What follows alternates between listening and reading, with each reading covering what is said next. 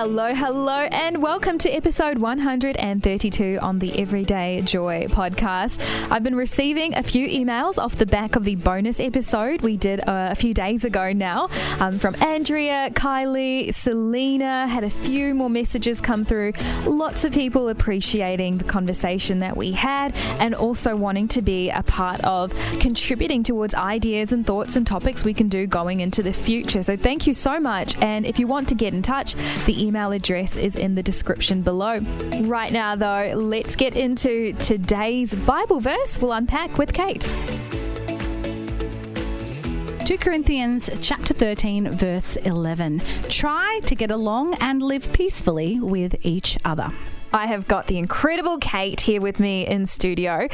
What I love, Kate, is that, first of all, you said yes to jumping on board, being one of the voices here. And for you listening, all the voices, all the contributors volunteer their time, their story, their vulnerability. So thank you, Kate. Thanks for being part of the podcast. My pleasure. It's a joy to chat and spend more time with you. The interesting thing is yesterday we were talking about capacity and saying yes to things.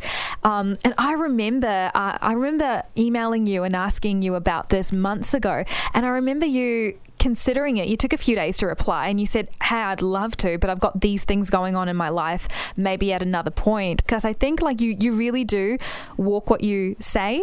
And yesterday's podcast episode, go ahead and have a listen to it, because I think it's something that I think it's something we need to get better at overall, just committing to the right things in the right season. So all that to say, so happy to have you unpack this verse today. 2 Corinthians 13:11. Try to get along and live peacefully with each other. Okay, my first impressions.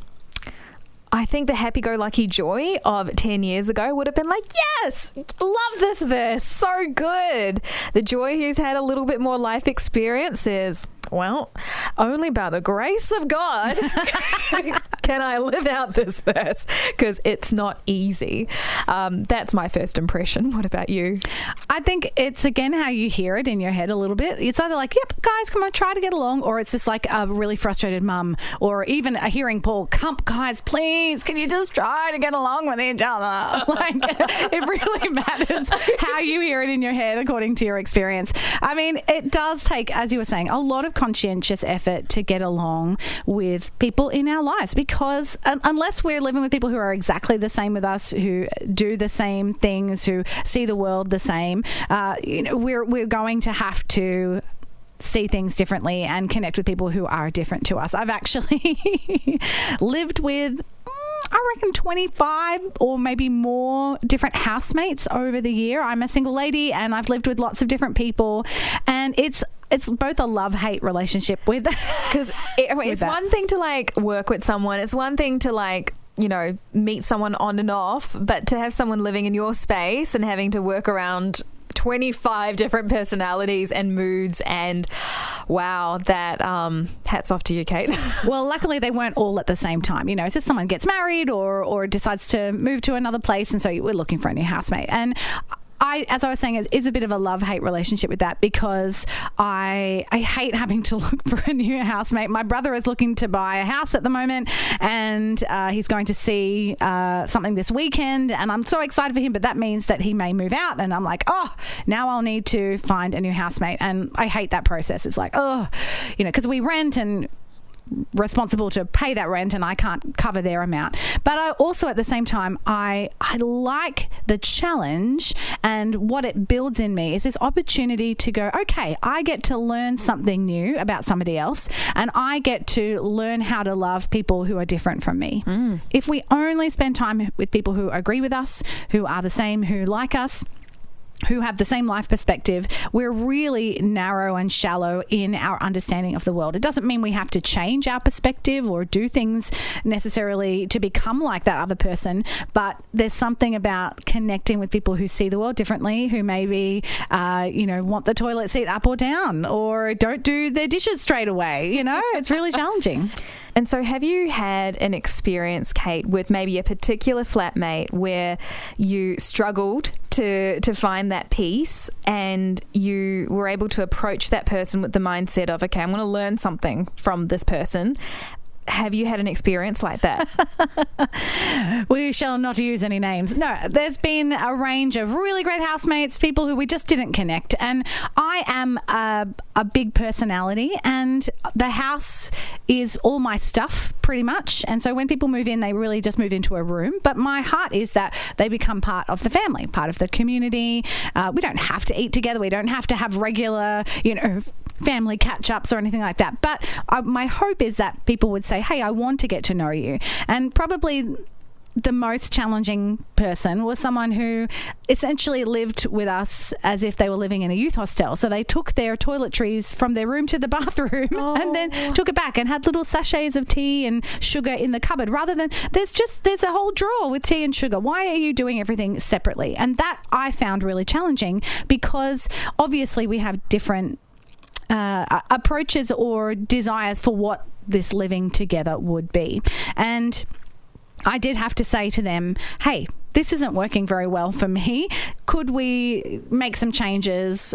Could we do that? Because my desire is right relationship, is resolution. If there's an issue, I want to sort it out. That's a high value for me. But that's probably not also a high value for everyone else. And so luckily, they decided they would prefer to live on their own and, moved out, and we were able to find somebody else. And, I was hoping that maybe this person could grow a little bit more and learn about that, but that's totally fine. You can't have right relationship unless both people are willing to meet in the middle.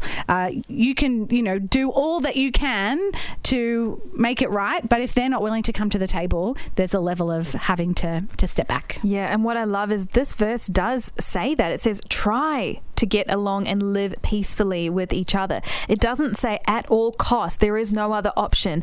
It just kind of says this is the path you should take, but it doesn't always work out that way. But at least you have tried to create that sense of peace, and you tried in that situation, and you both went your separate ways. But I guess in a way that's also a peaceful outcome as well, because now you both are in better spaces. Yeah, I do believe that the Bible encourages us that we are meant to pursue. If we feel like there's a disagreement, or if we notice something going on with a brother or a housemate or a family member, God's put the onus on us to pursue them, to pursue that right relationship. And whether that actually ends up in resolution or not, we necessarily can't control that. But we're saying, hey, I want to be in good relationship with you. I want to deal with this issue because you're more important to me than that issue. The harmony of our home is more important than whether I care about the toilet seat being up or down. Yeah. And I think it really is about picking your battles when it comes to living peacefully with each other. I know that there'll be someone listening into this podcast who wants to have a peaceful relationship with someone, and they know that can only happen on the other side of a tricky conversation. And you had that tricky conversation with that flatmate, and you probably had to have your fair share of tricky conversations in order to restore the peace in the household. What would be like a really good tip maybe that you've learned through some bad experiences, or something that you've seen really work well through your experiences? How do you have those conversations, and what's a good way to communicate a thought like that? For me, the biggest thing is whether I feel connected and safe with that person. It is really challenging to bring up a sticky situation when everyone's stressed, or when we haven't spoken really for a couple of weeks, or where we just haven't done anything together. We don't really feel connected.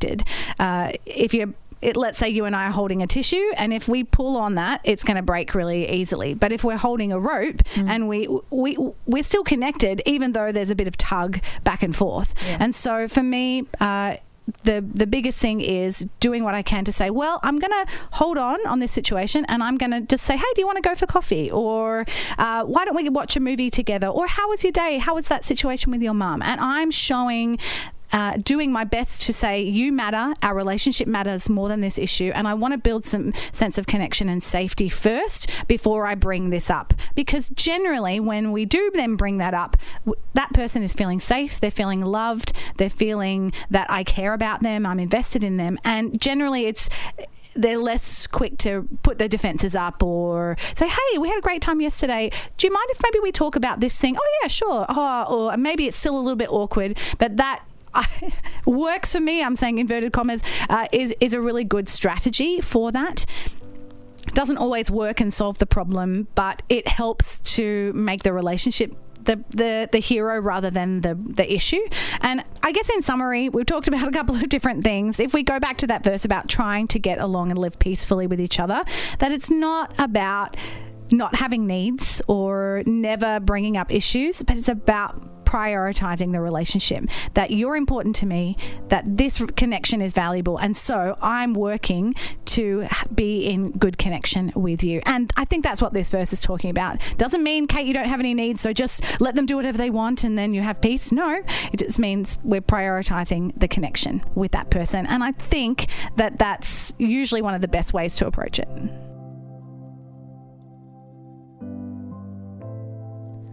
So many takeaways from today's conversation.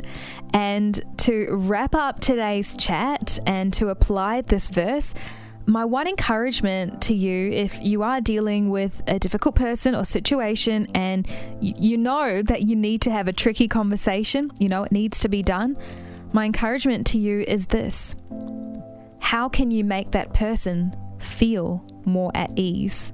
Now, you might be saying to yourself, Joy, that is the last thing I want to do. No, this person has done enough damage. This person needs to be put into their place. Can I just say, hold your horses? You don't know what people are battling with. You never do.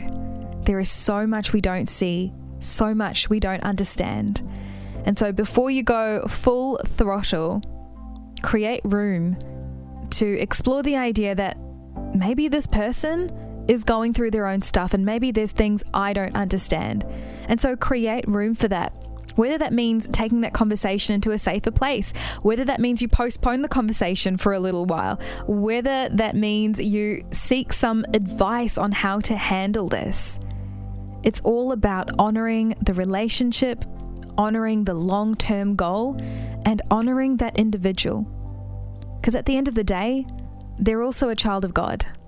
They're also battling with their own stuff, their own joys, their own highs, their own lows, their own health issues, their own financial woes. We never really know what other individuals are going through. So before you have that tricky conversation, ask yourself, have I taken the time to honor this person before I make it all about the problem? 2 Corinthians chapter 13, verse 11. Try to get along and live peacefully with each other. Well, that wraps up today's episode on the Everyday Joy podcast. If you want to send an email through, the inbox is below. Hey, I look forward to catching up again tomorrow on the Everyday Joy podcast.